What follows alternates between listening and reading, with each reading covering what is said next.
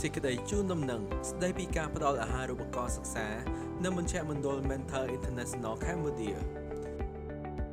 ចូលរៀននៅថ្ងៃទី3ខែឧសភាឆ្នាំ2021នេះហើយថ្នាក់ភាសាអង់គ្លេសកម្រិតដំបូងថ្នាក់ភាសាអង់គ្លេសកម្រិតមធ្យម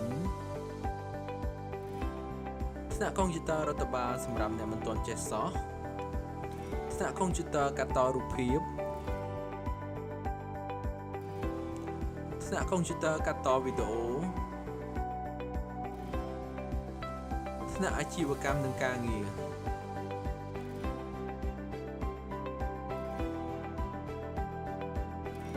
ថ្នាក់ភាសាអង់គ្លេសកម្រិតដំបូងនិងមធ្យមសិក្សាតាមកម្មវិធី Reading Horizon Elevate ពីសហរដ្ឋអាមេរិក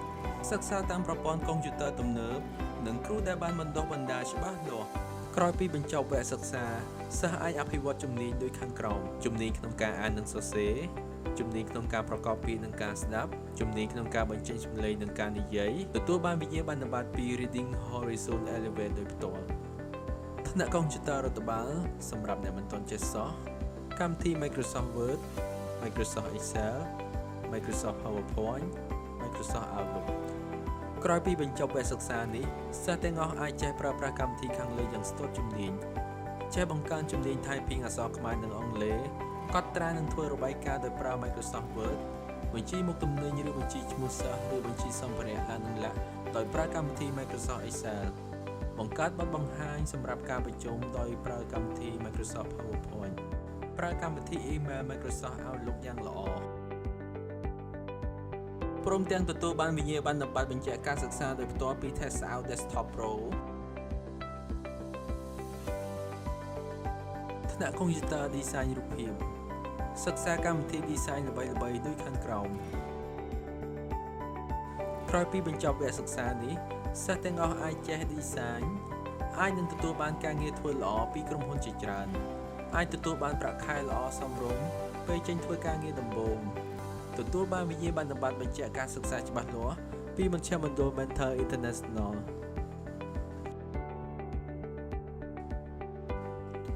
ថ្នាក់កុំព្យូទ័ររចនា Design Video សិក្សាកម្មវិធី Design ល្បីៗដូចខាងក្រោមក្រោយពីបញ្ចប់វគ្គសិក្សានេះសិស្សទាំងអស់អាចចេះរចនាវីដេអូដើម្បីបង្កើត spot ពាណិជ្ជកម្មបានយ៉ាងស្ទាត់ជំនាញរចនាវីដេអូដើម្បីបង្កើតវីដេអូ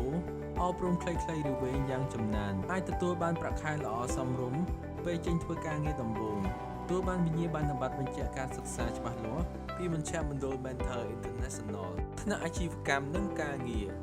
ថ្នាក់នេះនឹងនាំឲ្យសិស្សនិងនិស្សិតរៀនជំនាញដែលអាចប្រើប្រាស់ពេញមួយជីវិតក្នុងអាជីពរបស់ពួកគេដូចខាងក្រោមជំនាញចរចាកម្រិតខ្ពស់សេវាកម្មអតិថិជននិងបច្ចេកទេសរក្សាអតិថិជនជំនាញទំនាក់ទំនងជាន់ខ្ពស់ការណែនាំអំពីប្រព័ន្ធគ្រប់គ្រងទំនាក់ទំនងអតិថិជននិងជំនាញកំណត់ត្រារៀបចំផែនការហិរញ្ញវត្ថុក្រោយពីបញ្ចប់វគ្គសិក្សាកូនសិស្សនឹងទទួលបានវិញ្ញាបនបត្របញ្ជាក់ការសិក្សាដែលមានការទទួលស្គាល់ពីសាកលវិទ្យាល័យ Weber-State ផ្នែកអាជីវកម្ម